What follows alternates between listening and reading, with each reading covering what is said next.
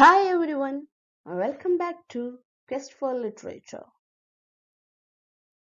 Today we are going to see the different types of essays such as the aphoristic essays, the character essays and its writers, the critical essay, the periodical and social essay, the reviewers magazine and the personal essay. Before getting into the video, if you are not yet subscribed to my channel, do subscribe, click on the bell icon and enable all option so that you will be notified whenever I upload a new video.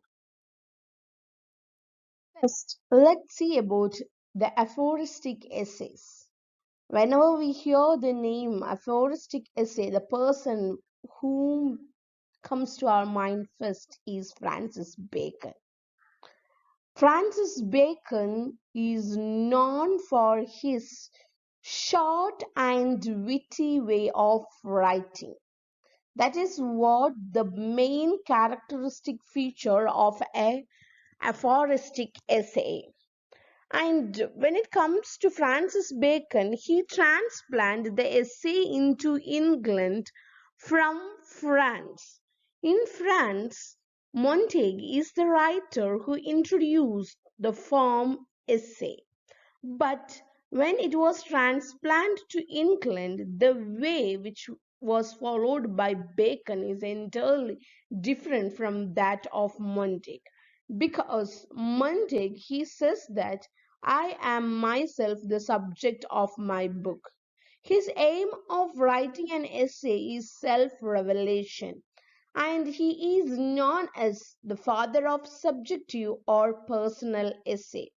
But when it comes to Francis Bacon, he writes in an impersonal way. His essays are objective or impersonal. The writings do not portray the man himself. In his in his essay Off Garden, he declares his own preference. His main concern is counsels civil and moral. Counsels conveyed in short, crispy sentences and read like aphorisms. Dean Church says about the essays written by Francis Bacon as they are like chapters in Aristotle's Ethics and Rhetoric and Virtues and Characters, says without preface, without a superfluous word, without the joints and bands of structure. They say it is brief, rapid sentences which come down sentence after sentence like the stalks of a great hammer. The next one is the character writers, which you can see in the early part of 17th century. SA took the form of character sketch by the writers like Hall, Aubrey, and Earle. They are the imitators of Greek philosophers such as Theocritus and Roman Seneca. Theocritus studies various types of personalities. Character become a favorite form of description and satire.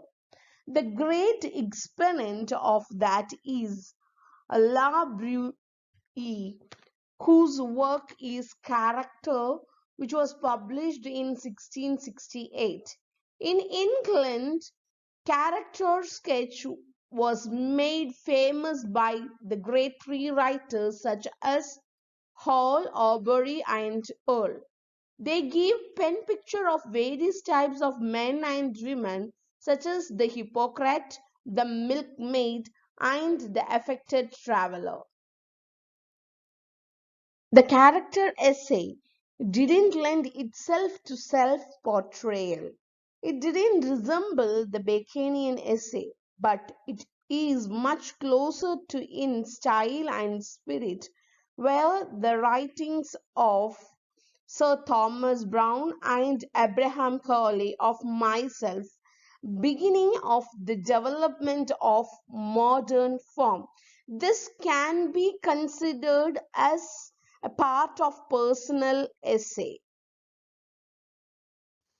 Next one is the critical essay, which was introduced by Dryden during the time of Restoration. In form, it was profoundly montic. The theme is literary criticism.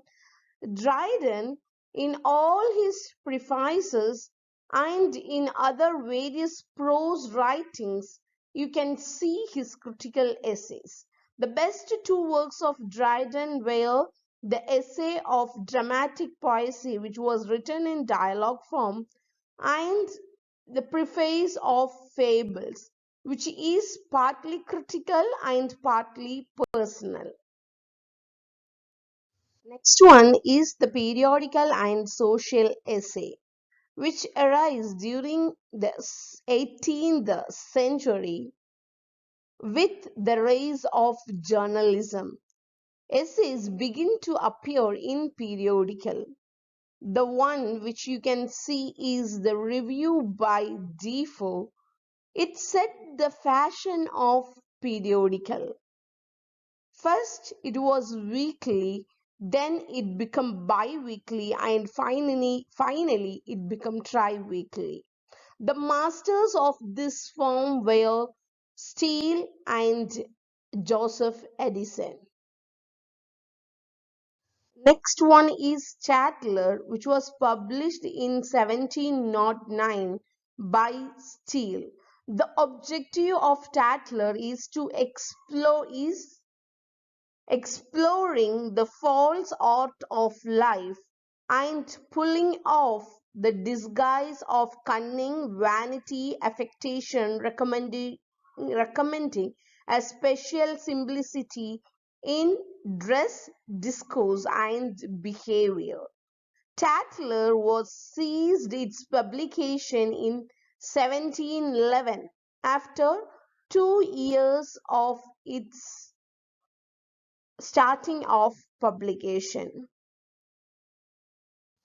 Next one is Spectator, which starts its publication in 1711 March, which replaces Statler by Steele and Addison. It published 550 issues. It ceased its publication in December 1712. Daily essays intended to enliven morality with wit, temper with morality, bring philosophy out of closet libraries, schools, and colleges. Sainsbury says about the periodicals such as Statler and Spectator as they taught the 18th century how to behave in public places, from church to theatre, what book it should like, and how it should like them, then how it should treat its lovers, mistress, husbands, wife, parents, and friends. Essays are employed to serve a social purpose in these periodicals. The function of periodical essays are literary criticism and description of character, which attain a high degree of attention in the later century. One among them is Sir Roger de Coverley, is a well-known non-fictitious character outside the novel.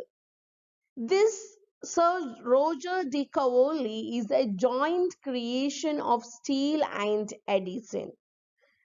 He has been figured in both Tatler and Spectator. He is a lively sketch of countryside gentleman of the time of Queen Anne, so far surpassing the character study of 17th century writers. Jonathan Swift had also contributed a lot to the periodical. He is also a satirist, a pamphleteer, and rather than an essayist. Then we have the next periodical named Rambler, which started publication in 1750 and ended its publication in 1752, which has been published by Dr. Johnson, which appears twice in a week. Next one is Idler, which started publication in 1758 and stopped in 1760. There, Dr. Johnson's essays appear every Sunday. Next is The Citizen of the World by Oliver Goldsmith, which is a series of letters on English life by an imaginary Chinese visitor, which was published in a daily newspaper named the Public Ledger, which started publication in 1760 and stopped in 1762.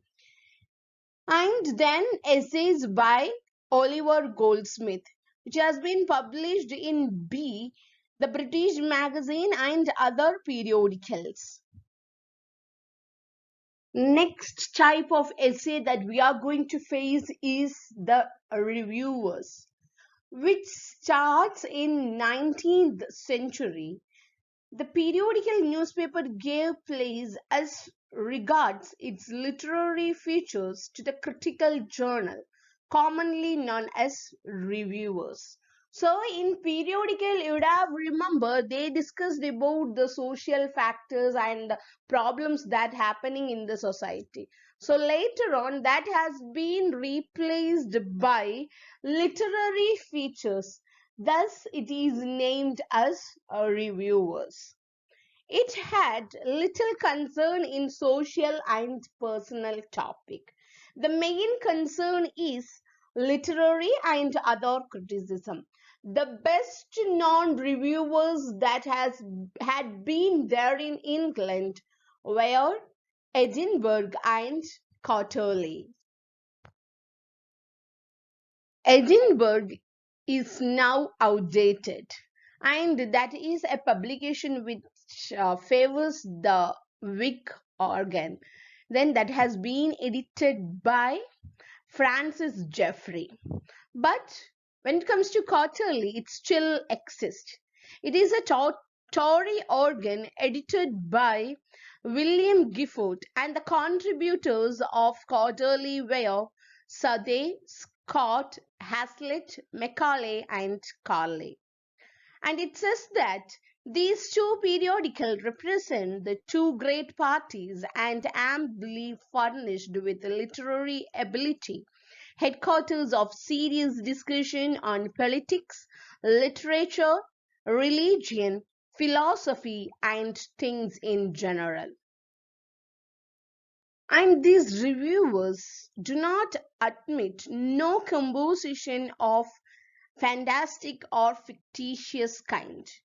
They only publish court verse. The articles may sometimes use the books noted as spec. The critical opinion were infallible. Edinburgh always attacks Wordsworth, whereas Quarterly attacks Keats. Next type is magazine. It is similar to periodical but differ from reviewers because it consists of miscellaneous topics or miscellaneous kind of compositions like creative, critical, informative, entertaining. Everything will be there in a magazine. And some of the magazines which had been there in England were the Blackwood magazine, Lantern magazine, Friar's magazine. It's many of these has been served like reviews, and these things, the magazines popularizes essays, either critical or personal. Blackwood's magazine, first let's see about that. Blackwood magazine is inseparably associated with Christopher North, J. G. Lockhart, an essay on murder considered as one of the fine arts that by De Quincey has been appeared in this magazine. This is very important. The essay on murders considered as one of the fine arts by De Quincey had been published in Blackwood magazine. Now let's see about London magazine. De Quincey's the another one very important essay, Opium Eater, has been first published in London magazine. Then Essays of Elia by Charles Lamb has also appeared in London magazine. When it comes to Fraser's, the essay writers who were associated with this were Coleridge, Thackeray, and Carlyle. Then next magazine is Indicator, where it is Lincoln's own magazine and his best work had been published here. Lincoln also wrote for Examiner. The critical essays has appeared during the time of Victorian age. The essay writers were Thomas Arnold, Walter Pater, John Morley, Leslie Stephen, J. A. Simmons. And there is an increase in the number of periodical and readers. Now let's see about personal essay. Personal essay has started its publication in 19th century. It reveal and exploit their own personality. The master and the leader of personal essay is Charles Lamb. His Essays of Elia is a classical example of personal essay. Personal essays are the delightful blend of autobiography, erudition, fancy, humor, and sentiment. E.V. Lucas, in his introduction to a modern edition, says that a good essay is more than a novel, a poem, a play, or a treatise, is personality translated into print. Between the lines must glean attractive features or we remain cold. The subjective essay writers were Lanehant, Hazlitt, Thackeray, and De Quincey. None of them ever equaled with Lamb. Lamb is known as the Prince of Personal Essayists. Let's see few of the objective critics. They were Edmund Goose, Virginia Woolf, T.S. Eliot, Atlas Huxley, E.M. Forster, and Charles Morgan. Let's see few of the subjective essayists. They were G.K. Chesterton, E.V. Lucas, A.J. Gardner, Robert Lynn, Harry Bellew, and J.B. Priestley. That's the end of today's session. Thank you all for listening. Till the time we meet next, stay tuned to Quest for Literature, keep reading and know the world.